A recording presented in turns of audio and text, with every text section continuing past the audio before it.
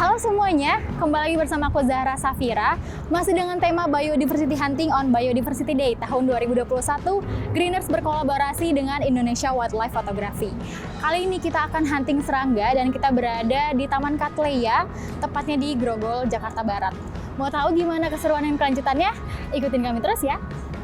Taman Cattleya alias Taman Tomang merupakan salah satu taman di kota Jakarta yang memiliki beragam jenis tanaman, pohon, bunga, dan juga sudah dilengkapi dengan banyak fasilitas umum. Taman ini menyediakan fasilitas kesehatan dan kebugaran sehingga sering dijadikan tempat untuk berolahraga.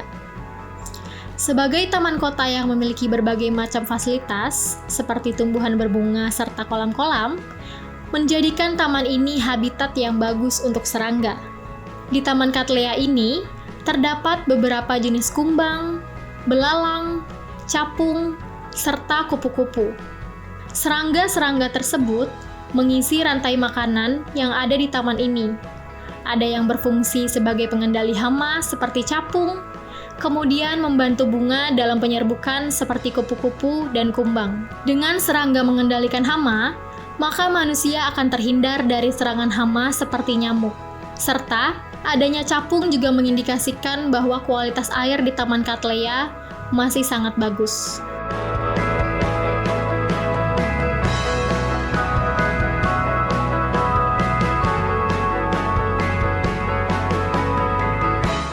Mas Gusti, kira-kira udah berapa lama nih Mas menggeluti dunia fotografi? Kalau saya mulai kenal foto, itu emang langsung wildlife fotografi tahun 2012. Oke, berarti pertama kali kenal itu langsung mengarah ke wildlife gitu ya Mas ya? Kebetulan waktu pas dari kuliah kan dikenalin sama senior dan waktu itu emang wildlife fotografi itu lagi booming ya, salah satu genre fotografi lagi booming pada saat itu, dan dari tahun 2012 sampai sekarang saya tekuni itu gitu. Kira-kira kenapa sih Mas Gusti awalnya memutuskan untuk memilih tema wildlife gitu? Kenapa tertarik ini Mas?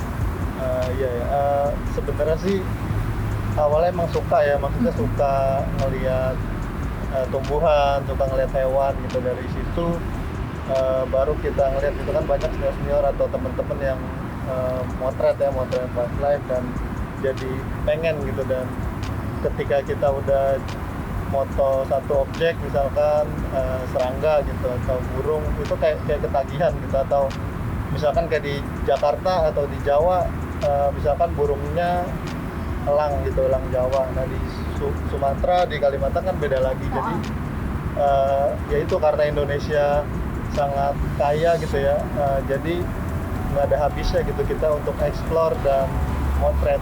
Nggak kayak mungkin kalau saya lihat kayak moto sunset gitu atau bulan, ya itu aja gitu ya. Kalau wildlife, kalau menurut saya kita bisa beragam objek yang kita bisa temui gitu, dan nggak cuma di Jawa, di Sumatera, Kalimantan itu objeknya beda-beda gitu.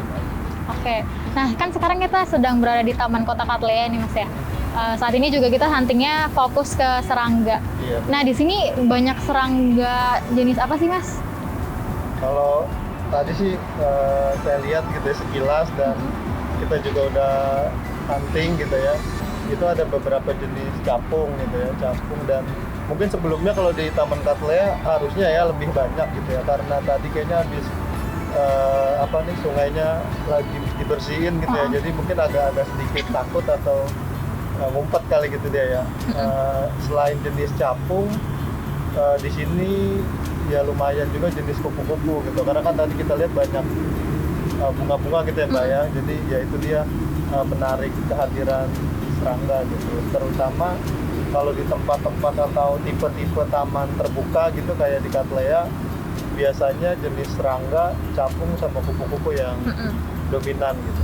Oke, nah Mas Gusti kan udah lama nih ya motret keragaman hayati. Ada beberapa satwa juga. Nah, ada nggak sih Mas treatment khusus nih kira-kira untuk motret serangga itu? Karena kan serangga itu kan kecil-kecil ya Mas ya? Iya, benar. Seperti yang kita tahu juga, dia sering ngumpet mungkin. Nah, itu ada treatment khusus nggak sih Mas? Tips and trick-nya bagaimana?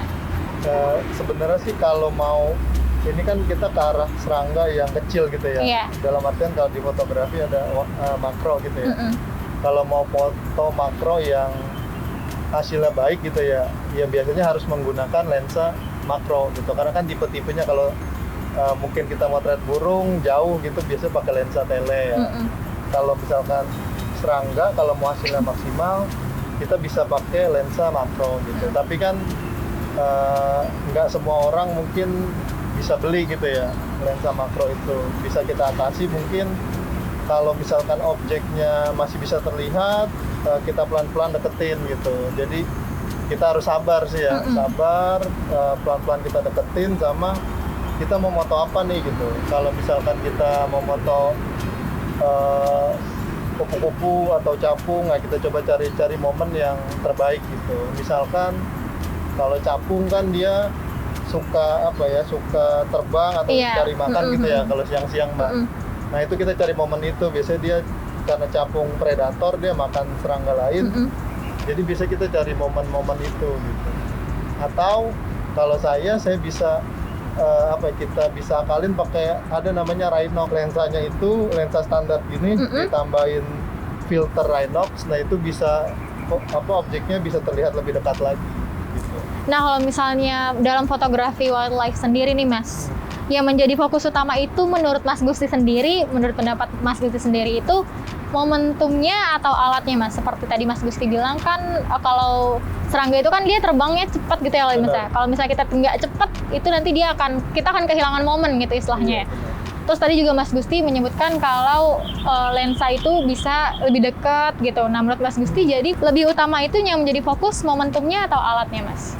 Kalau menurut saya yang paling penting gitu ya. Untuk serangga ini Mas? Untuk serangga biasanya momentum gitu atau timing ya. Jadi kadang kita atau teman-teman lah gitu kebanyakan misalkan motret serangga gitu Mbak ya.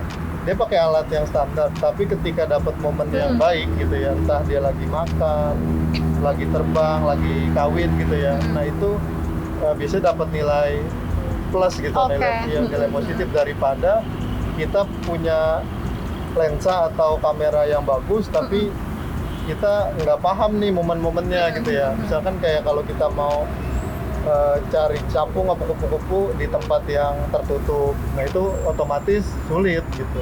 Karena kan kalau kita ketahui misalkan capung sama kupu-kupu suka di tempat yang panas. Iya, betul. Jadi butuh ketepatan dan kejelian matanya juga. Benar. Ya Mas ya. Sama kita harus lebih memperhatikan mungkin kebiasaannya ya. Ada malah yang teman-teman komunitas juga dia bapak-bapak tapi rajin banget ya buat ngamatin fase-fase kayak dari nimfa. Kalau capung kan dari air ya. Iya. Dari air lama-lama dia sampai metamorfosis gitu ke capung itu diamati dan direkam gitu. Oke, jadi dia mengetahui terlebih dahulu bagaimana si objek ini. Benar. Lalu mengamati dan nanti baru kalau saatnya tiba, saatnya tepat gitu baru tinggal dieksekusi gitu. Apalagi dengan alat yang maksimal yang memadai itu pasti hasilnya lebih baik gitu. Kalau dua-duanya itu kita combine gitu.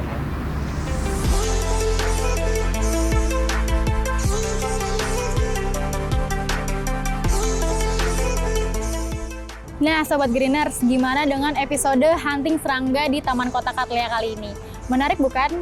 Masih banyak loh video-video di YouTube Greeners dengan tema Urban Biodiversity. Kalau misalnya kalian penasaran, silahkan dicek-cek ya. Jangan lupa support YouTube Greeners dengan komen, like, dan subscribe. Sampai jumpa di kesempatan berikutnya.